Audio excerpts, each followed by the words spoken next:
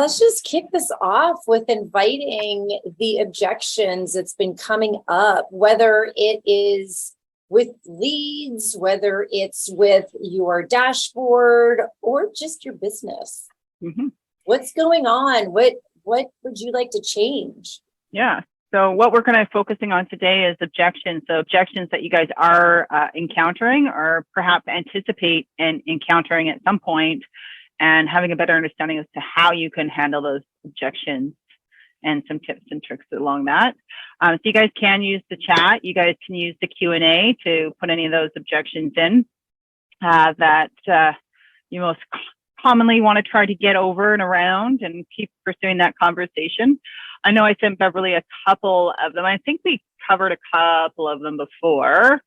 I can't remember which one. I think we did all of them. We did the season agent or the commission objection. So when somebody is objecting towards your commission, or perhaps questioning if you're willing to give a reduction in your commission, because I know there's a lot of buyers out there that will try to use things as tactics. There's sellers out there that use tactics like that to save themselves money, or think that they're going to save themselves money.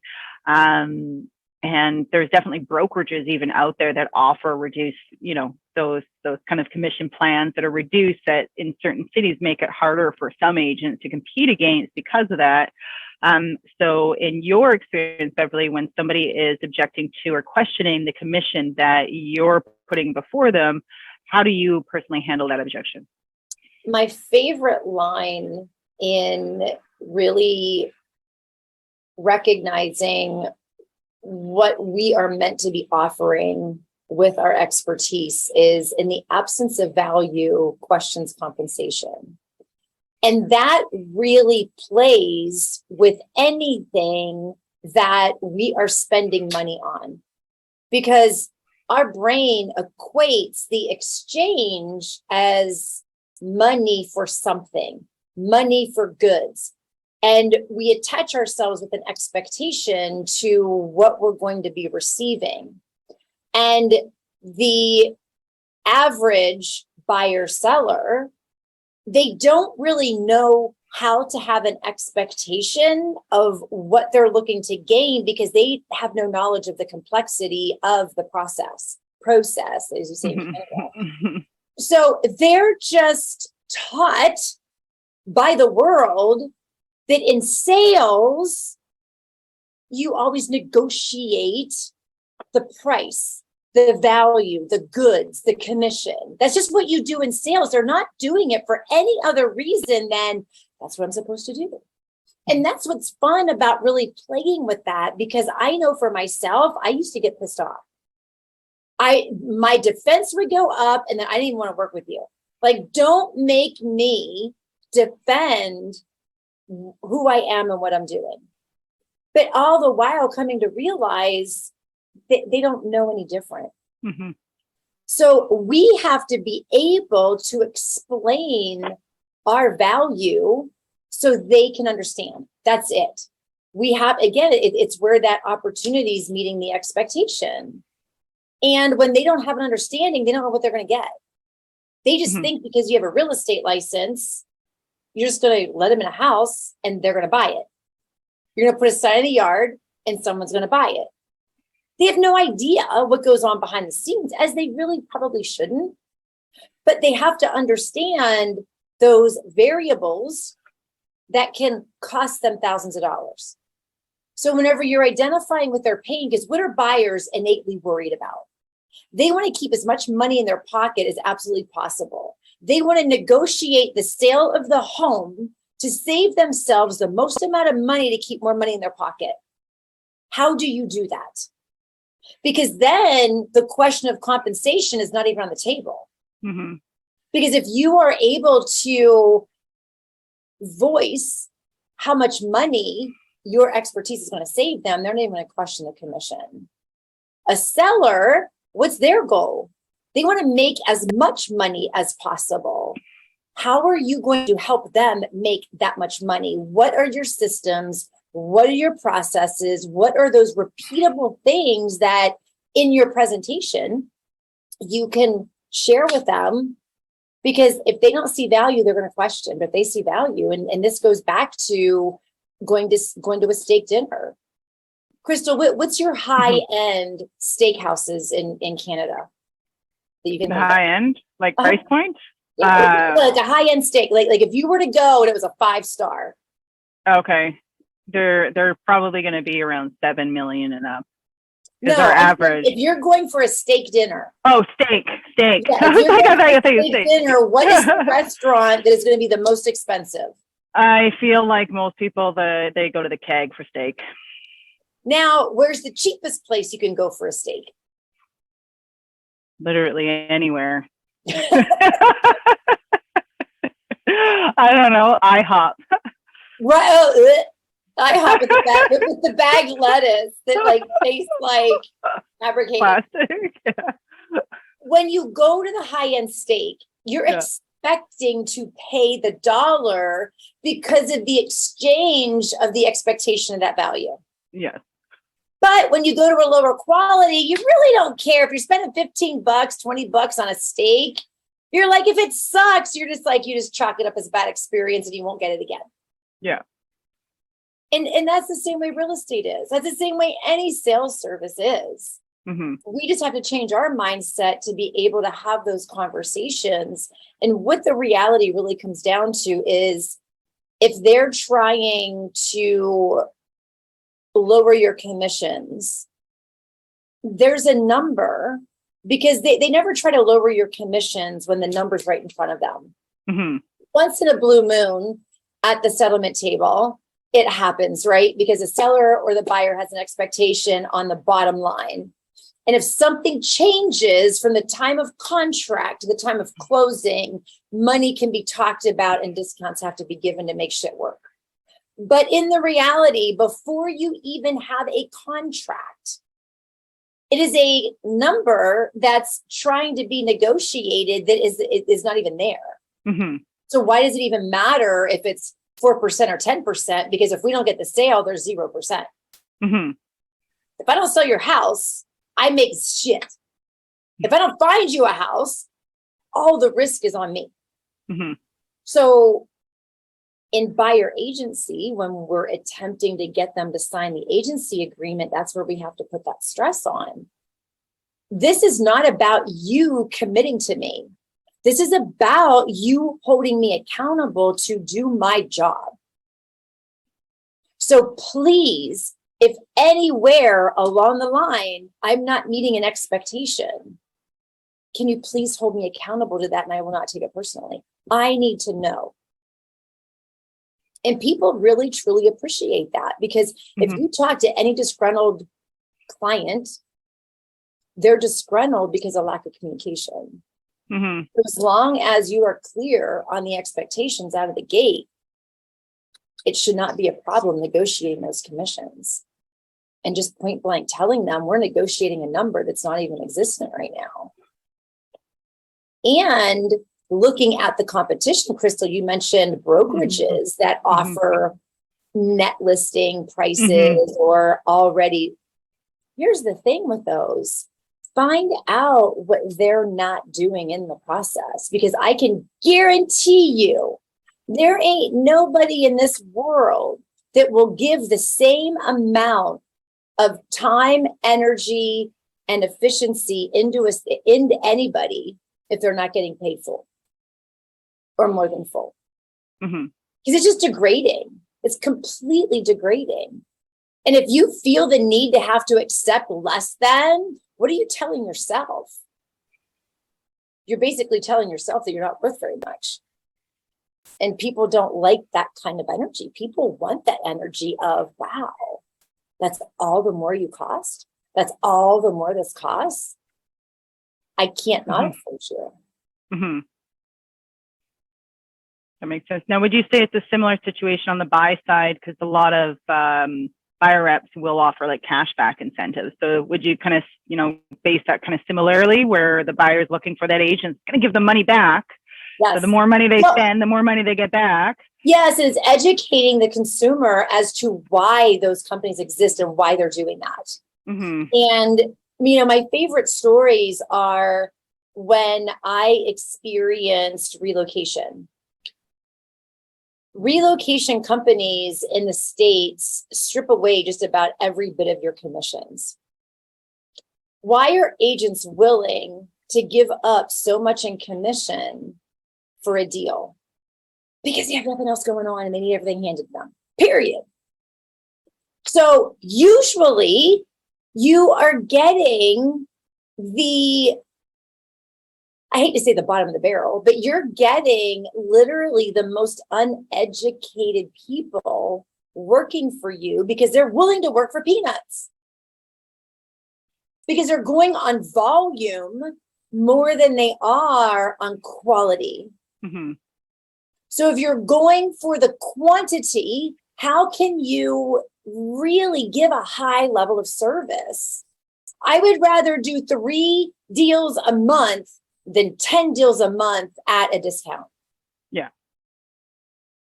And when you're really working with the right people, you're not working as flipping hard. Mm-hmm. You're working with people that see your value, that respect your value. So when they understand, they don't realize, because even we have the military has USDA. No, that's wrong. I just forgot the initials. It just went right out of my head. But you have like credit unions, and you have one particular loan that is just for veterans and for military people. That mortgage company will place you with an agent and provide the discount. What I will tell you with that is the service that you're going to get from that agent is not nearly the quality that you're going to get from somebody else, because they're just newer agents that are willing to work by the quantity than they are the quality, because they don't understand the process. They don't understand how important someone's investment is into their life, making the biggest purchase of their life.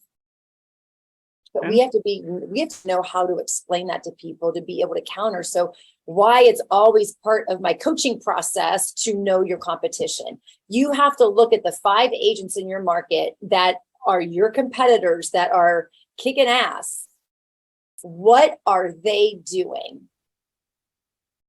And the most beautiful thing is when you really are going on a lot of listing appointments, you're usually up against them.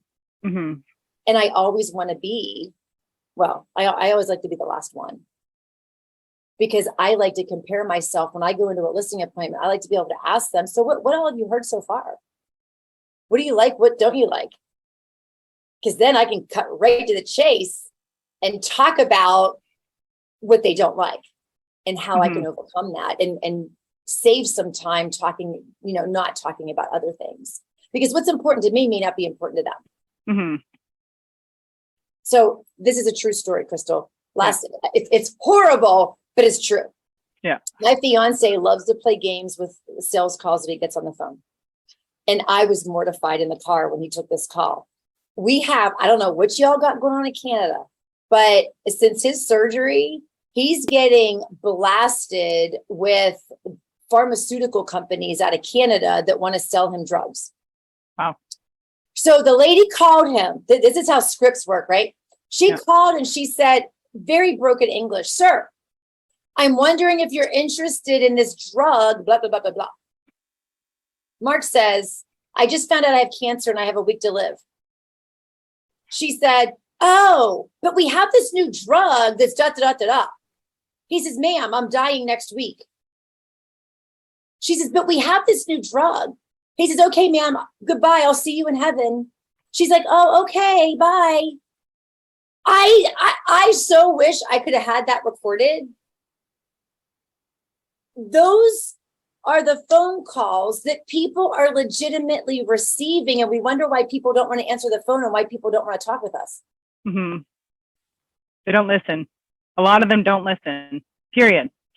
I get calls for because I have website domains. I'll get calls from web development companies, and I'll be like, "Well, I work for a web development company. I don't need anyone to build me a website. When I'm ready, I'll use them." And then they still keep going, "Well, we can do that." I'm like, did you not just hear what I said? Why would I pay someone to do something if I can get it done for free? Yep. Right. But then they still keep going on. It's like, it's click.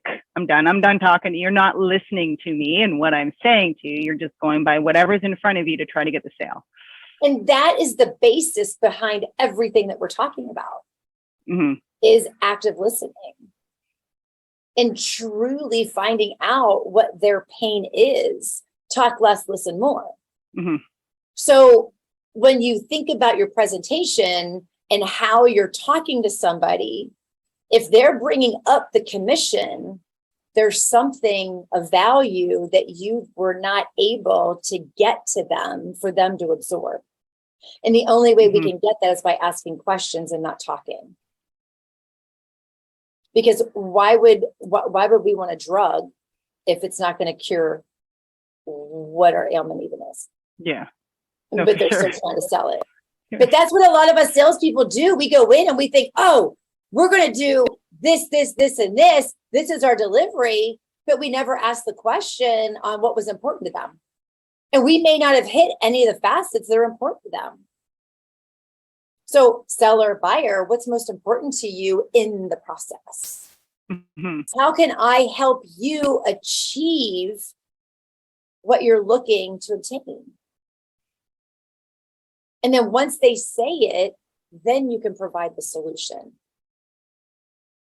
When they feel that you've listened and that there's that engagement, that is what creates that commodity.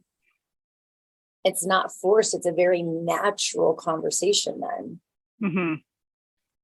And not everybody is going to be very open and wanting to tell you. And that's where it's really being consistent and just explaining to them, I can't do the best job for you if I don't know. It's like going to the doctor and not telling the doctor what's wrong and just saying, okay, I'm here and I'm sick. Well, where do you feel sick? I don't know. Right? It's like, how is the doctor ever going to diagnose you if you're not verbalizing? So what does the doctor keep doing? Does it hurt here? Does it hurt here? Right? He has to keep asking questions. And that's what's most important. Yeah, no, it makes a lot of sense. Makes a lot of sense. Does anyone have any questions with respect or objections? I know you guys have them. While we're waiting, I'm going to talk about October just for a minute. Sure. I started real estate in 2005, March, April, May. I think I got licensed in March, and then like my first client, I think I got licensed, everything started happening in May. I had a kick-ass summer. October started dwindling down. And then that's when I really stepped back and started diving in to see what I was going to do with my business. A year later, October comes around because I really didn't have goals, right? I didn't really have expectations in my business. I didn't know where it was going to go. I was just flying by the seat of my pants and taking whatever was coming. And then by the next year, I'm like, I should probably start setting goals.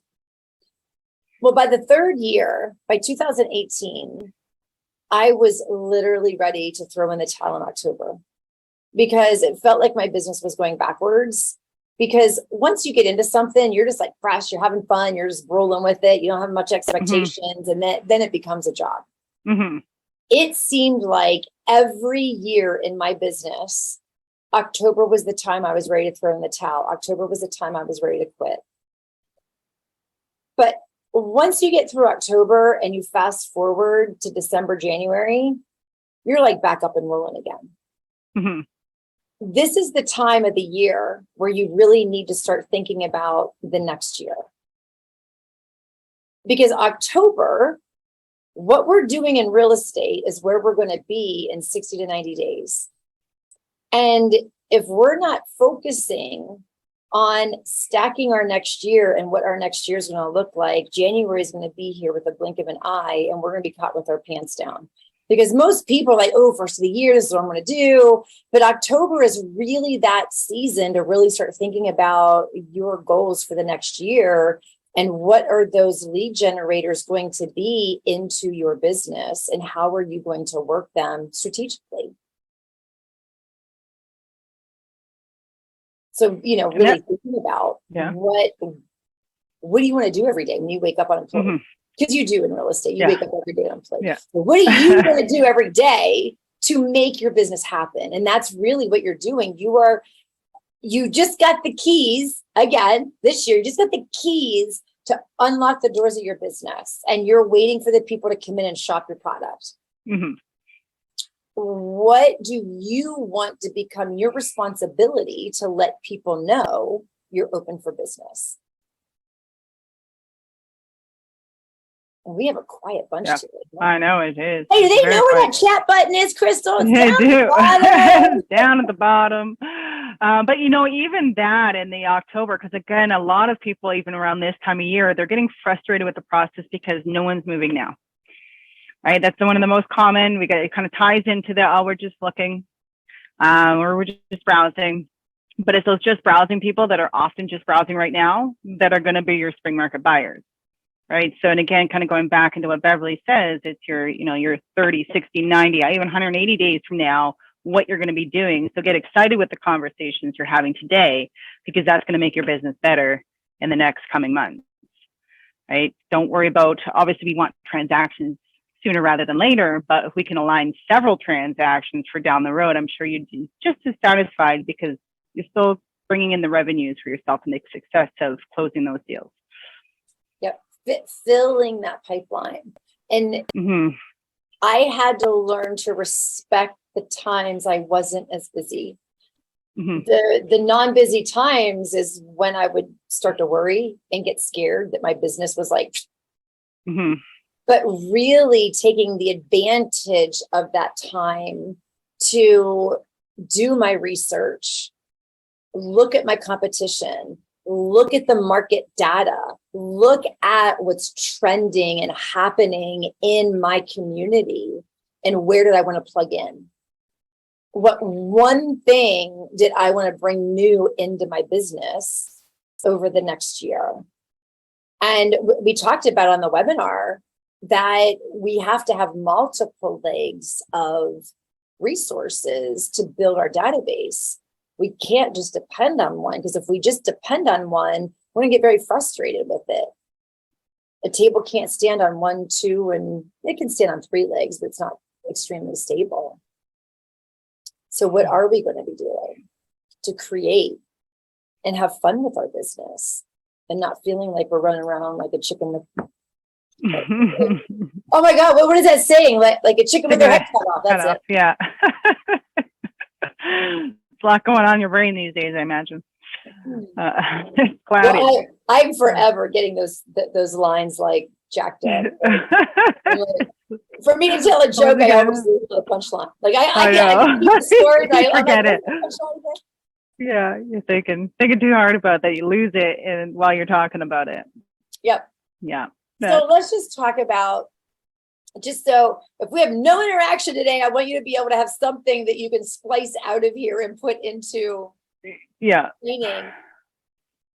What I'm hearing more and more right now with the shift of the market is the frustration of the conversations with the leads, because they want to wait. They want to wait and see what's going to happen. They want to wait and see what's going on with the market, what's going on with interest rates here in the States, what's going on with Congress, politics, stocks. Everybody is somewhat scared right now.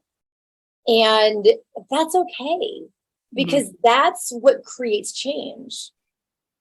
But we get so comfortable that the last couple of years, and if we even rewind to COVID, we were comfortable with the market, and then COVID hit. And then, oh my gosh, what are we going to do? Then we get comfortable with the market. Yeah. And now, oh my gosh, what are we going to do? It always works itself out. Yeah. We just have to find our place within there. And when we're having the conversations with the leads, again, asking them what's most important for them. I want to wait to see what happens with the interest rates. That's perfect. Let's just talk for a second. What's your interest rate right now in your home? Because you don't know when they bought it. You don't know what their interest rate is. I don't know what their interest rate is right now. Find out how much their payments are right now. Find out how much equity they potentially have in their home. And here's the question that is, I think, the magic question that can change the course of the conversation. If you could trade homes and it did not cost you that much more money a month, would you consider it sooner than later? Then you're getting to the meat of what's more important to them. Because have you ever watched cattle going to the trough when the food is dumped in it? They don't swarm and come in a pack. They're like people at the airport getting on the plane. They stand in one line.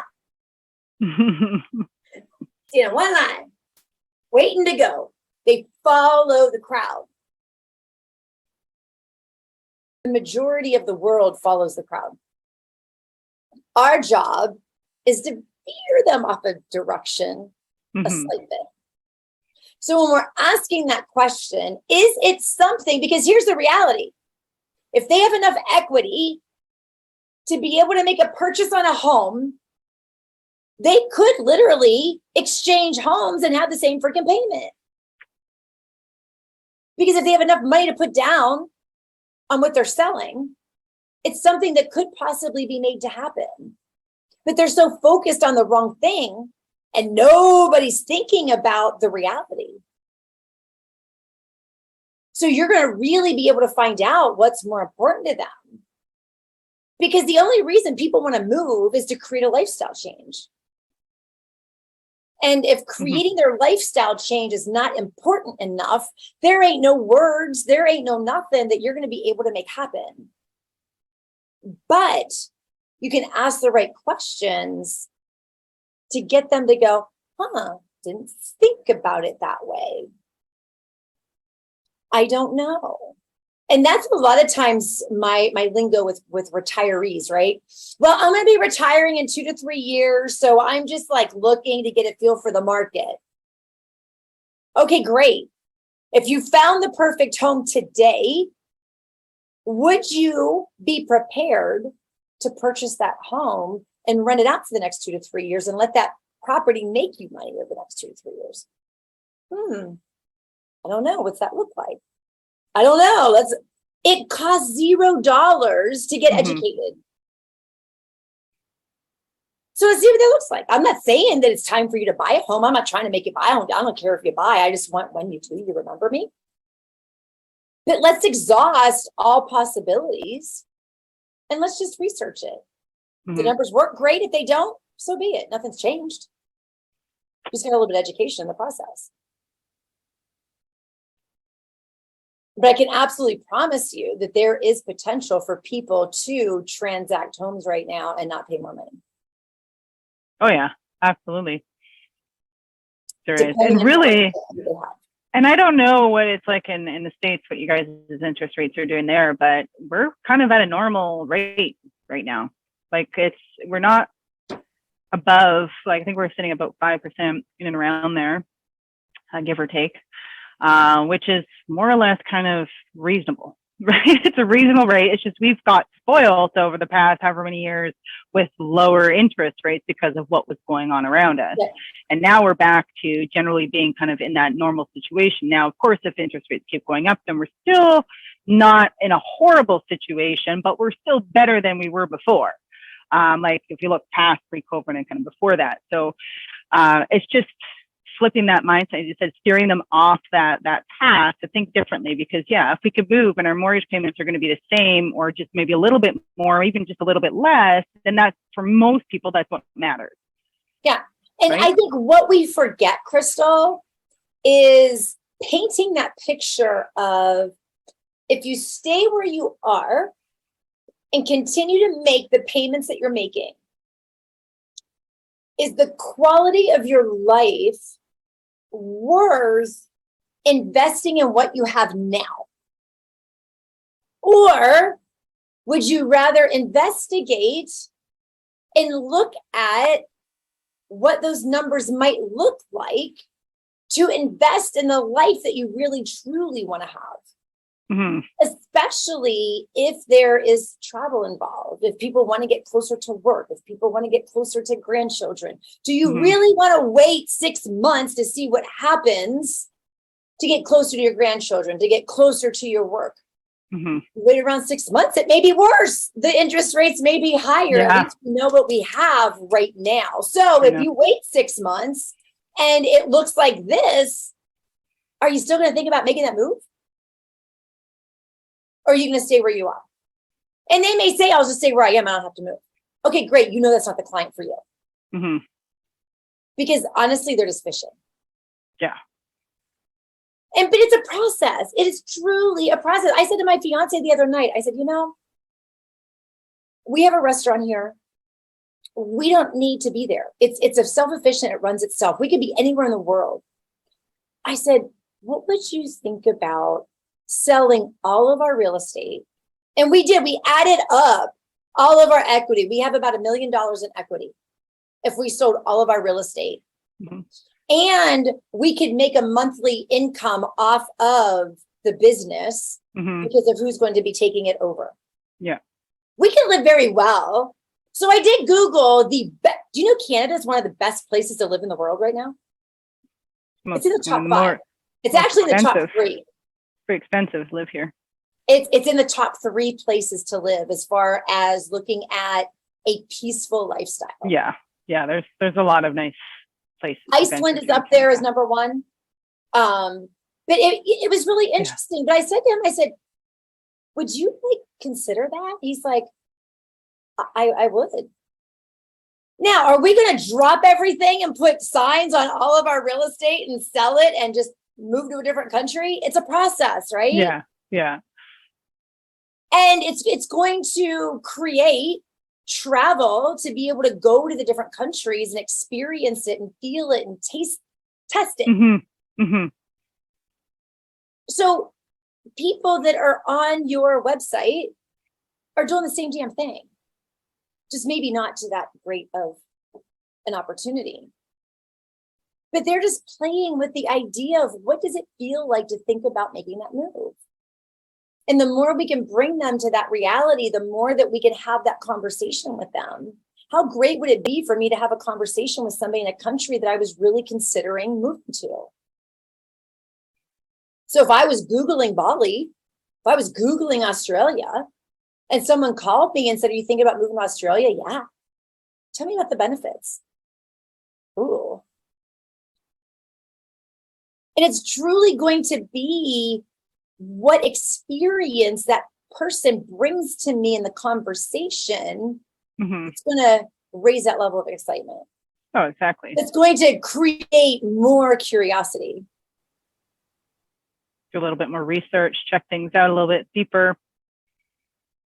Ask other people as well, because that's just one person. I think about that salesperson calling me, right? Don't tell me about everything that Australia has to offer. Ask me what I'm looking for. What kind of lifestyle do you want to live? What do you wake up? What do you picture waking up to and looking at every day? Where do you want to spend your time when you're not at home? When you start asking those questions, then you're really tapping into a completely different perspective. And I always say that, and that's where that makes you memorable outside of all the other agents' dashboards that they're in. And if you're the one that's saying, okay, when you find something, go ahead and call me. And you know they're not going to. Everybody's saying that.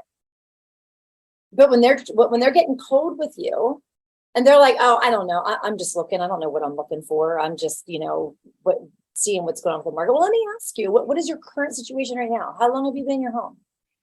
If you were going to make a move, what would the reason be? Why would you, hypothetically, I know you're not moving right now, but if you were to make that move, what's it look like? Why would you move? Oh, that would be awesome. So what would the time frame be that you would like to make that move happen? And they may have no idea. I have no idea if we're going to move to a different country. No clue.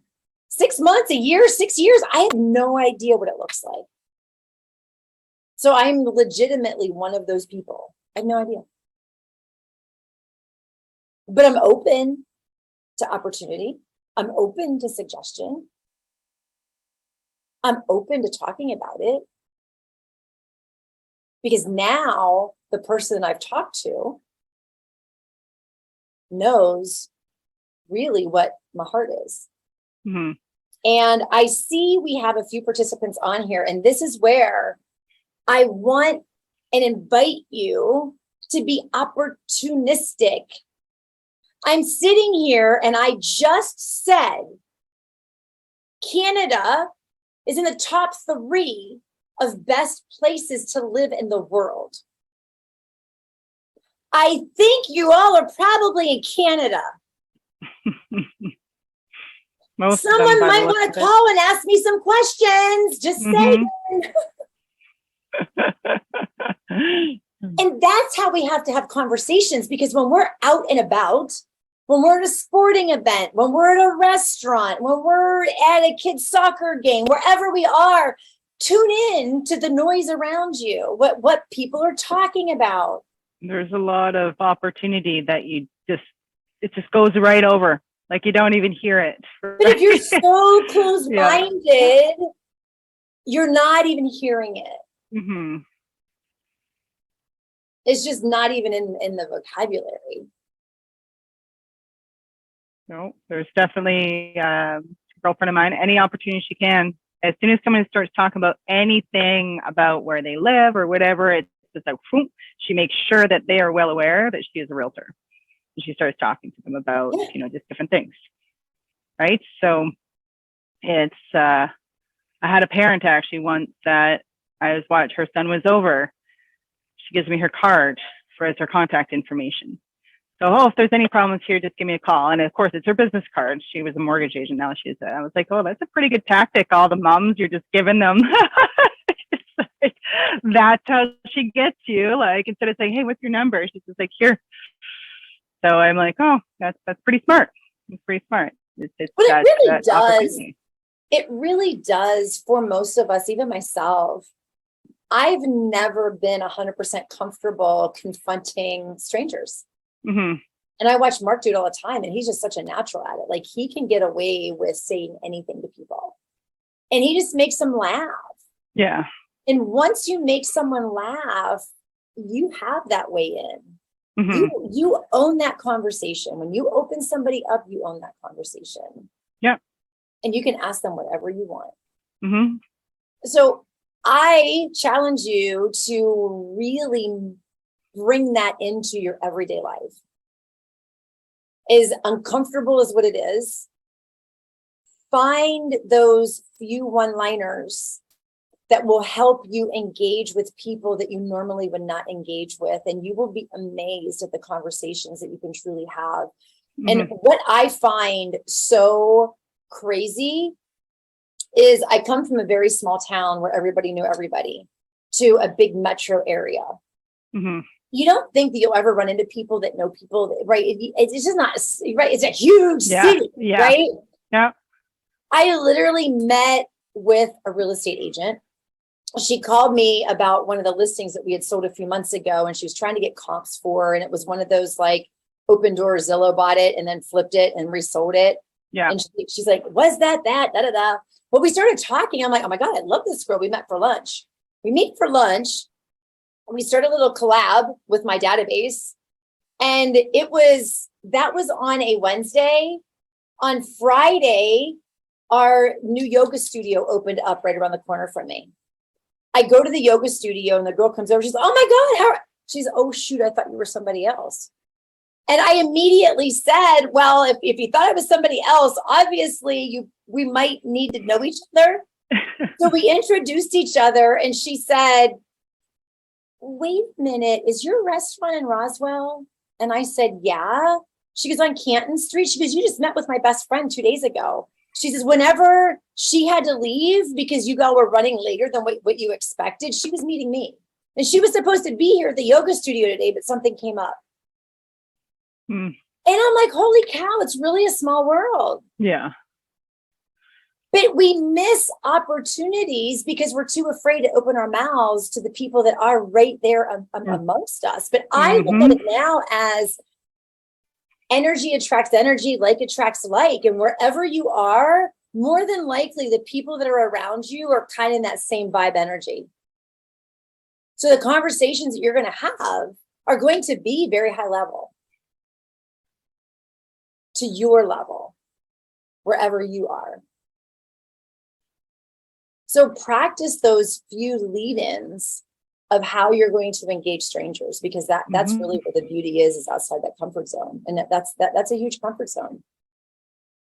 Yeah. Is engaging in strangers. Just go to the mall, stand there, catch people as they're coming off the escalator and ask if they have any questions about the market. And then when you get, however many no's, then you call it a day, but you're probably going to get some yeses in there if people are actually having a question, right? Yeah. So it builds that, it's that, oh my God, I don't want to do this, to doing it, and hey, this isn't so bad. And then you get better at it and you actually start having genuine conversations with these people. And make it a game. Let people know this is really uncomfortable for me, but and just have fun with it and just see what changes in your life in a week. Yeah. Even if you do that to one person a day, see what changes in your life in a week. Because it's really practicing intentional conversation and also practicing your questions and listening. And it really does help to develop your communication skills. Oh yeah, the more you talk to people, the better you get at it, really. Well, I was listening to a speaker today, and she's really good. She's really good. And unfortunately, Toastmasters was like a thing that kind of went to the past during COVID because we couldn't actually meet and do our speeches. Yeah. I was listening to her and I was like, it's the same shit delivery, right? And I don't want to, it was really good delivery, but it's all in how the speaker delivers. It's not the content. It's how they engage you, how they hold you to the conversation. And who was the Wolf of Wall Street? His name just went right out of my head. The actor? No, not the actor. He was the actual Wolf of Wall Street. Oh, okay. I can't think of what his name is. Who did an incredible, Jordan Belfort. Thank you. There we go. Jordan Belfort. He did an incredible sales training. And it was all on tonality, expression, listening. Because people really don't want to listen to you if you're like monotone and you never change your voice and you never change anything. It's very boring to listen to somebody like that. Remember that on your calls, folks. I've listened to some. But when you're excitable and your tonality, now, do I have people on the other side of the phone that are like, oh my God, you're too much? Oh yeah, I do. Yeah. Right? Because it's difficult for me to turn it down. And Mark always says, like, you're so loud. I'm like, have you heard yourself on the phone? I'm much louder doing a webinar like this right to the computer screen than I am talking to someone that's right in front of me. Yeah. It's just that, I don't know. There's just that excited energy. Yeah. It's that energy you're protruding through whatever it is that you're doing. It's like, I really want to talk to you. I really want to like you. I really want you to like me. How can we work together? It's true though. BFF? That's what I really want to know. And you got to listen too, because you can tell you start with a certain tone and expression when you're reaching out and calling somebody, but you can also read them back too. So if some of us are good with that, being able to catch on to that type of intellect where you're like, okay, I'm going to simmer it down a little bit with this person because they don't seem to be matching my energy right now. So I'm going to kind of try to bring myself to match their energy, which could have a better, more effective response from that individual, right? But generally, yes, you have to be yourself, but don't be lame. Don't be lame when you're calling people, because it is not fun. I'm sure you guys have all gotten a phone call from somebody that was just really meh. You know, you can tell that they're like, oh, this is like not what I want to be doing right now, but here I am calling you, right? And so you have no interest in talking to them. There's nothing that's exciting you or making you want to have that conversation with them. I was listening to a YouTuber. She grew her audience in 6 months to 1 million. And she was giving the tips of what she felt she did to really create the subscribers. Mm-hmm. And she's like, do you want to know the real truth?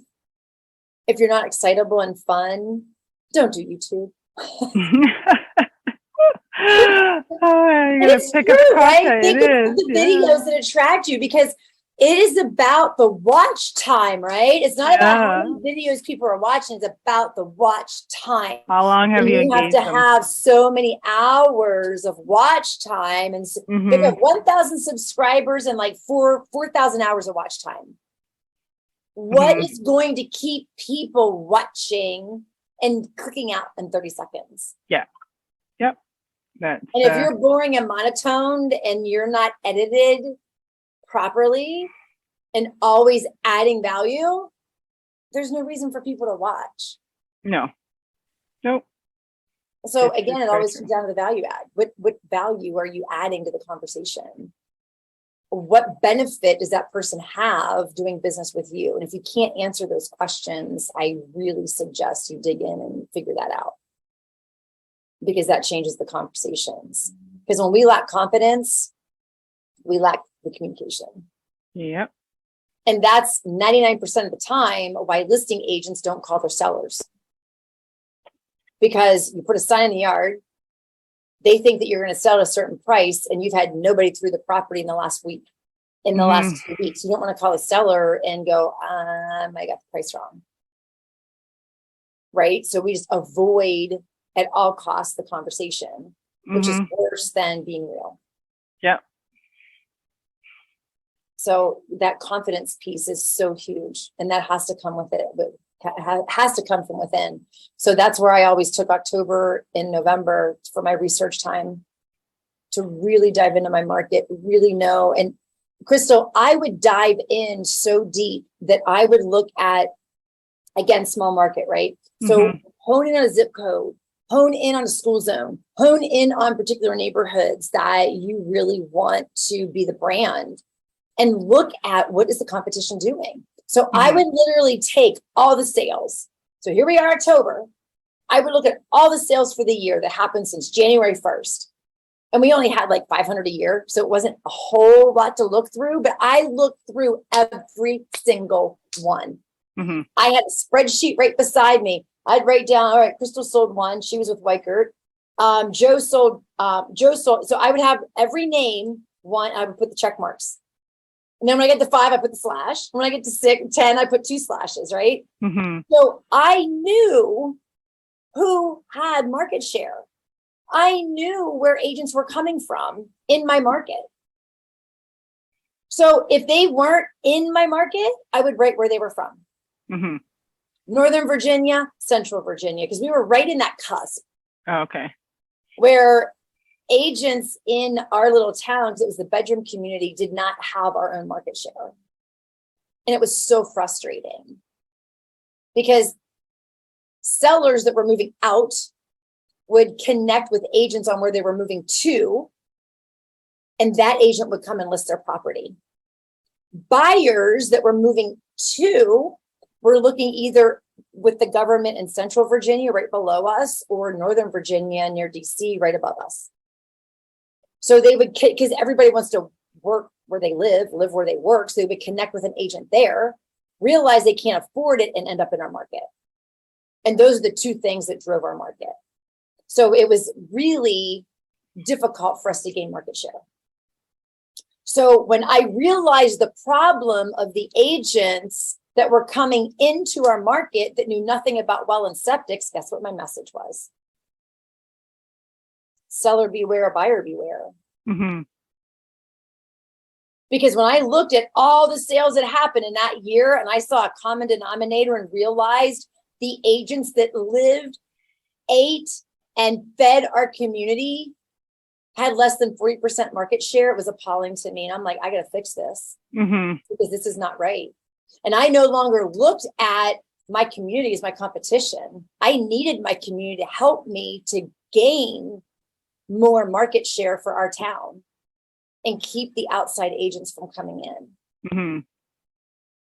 So when we find a problem in our market, that is what needs to become our message, is how can we be the solution? Yes. So research what's going on. And it may sound ridiculous to go through that much data, but if you're not busy, what the hell else are you doing? I just heard it in a video I was watching. Crystal, take a wild stab at the lifetime of today's generation, how many years they spend in front of a screen, whether it be TV, computer, phone, iPad. How many years of their life are in front of a screen? I'm going to say 5. 44. Wow. In the lifetime of the average person today, they're spending 44 years in front of a screen. Wow. It used to be waiting in line. That's, yeah. It used to be waiting in line. Of a screen. Crazy. That's craziness to me. Yeah. So don't tell me you don't have time to do shit. Think about the time you're spending in front of the screen and what are you doing with that time? What am I doing? You're like, squirrel. We all do it. Squirrel. Your research is your power. Your research is your solution. Your research is the silver bullet. I promise you. Because the more you can find, and what's so fun about research is, I know for me, when I'm looking for something and I can't find something, that's when I'm like, ooh, there might be an opportunity here to create something. So really look hard at your numbers and what's happening right in your community and see who's doing business. Because then you're going to find out even what companies are predominant. Because I know here in Atlanta, boutiques are huge. And I know EXP's on this big recruiting. So if you're EXP and you're looking at recruiting, this is really crucial data for you. To look at the boutique businesses or brokerages and look at the big brokerages and who is doing the predominant work. And yeah, are there stats out there that you can buy? Yeah, not the same. Not the same. When I was doing market reports, I can go buy the market data, but it's not the same. You get it from your broker record. When I'm in it and I'm recording it and I'm writing it, I started to self-realize things that you can't just see just looking at numbers. Yeah.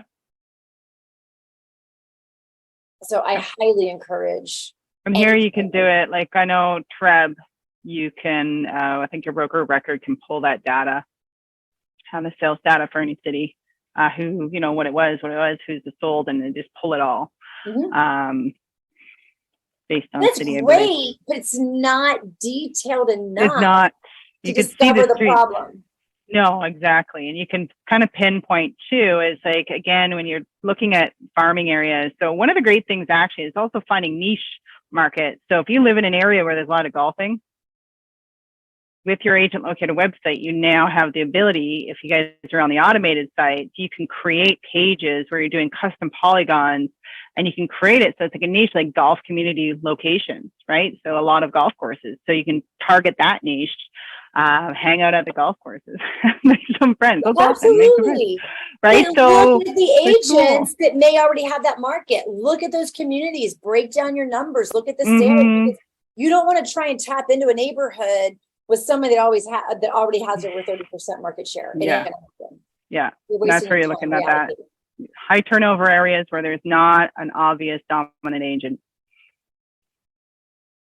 Yeah, you don't want to try and compete with people that have already made their brand.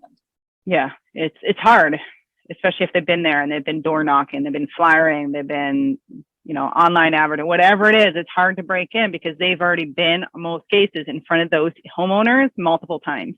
Yep. And now you just one showing thing up. That's cool about the research of doing that, instead of looking at it like, oh, lost that opportunity. No, that shit worked. Yeah, right? absolutely. You can look at that agent and go, damn, if I'd have been doing that 4 years ago, that would be me. Doesn't have to guess be a lot. what? There's another market. You have that. You pick another neighborhood.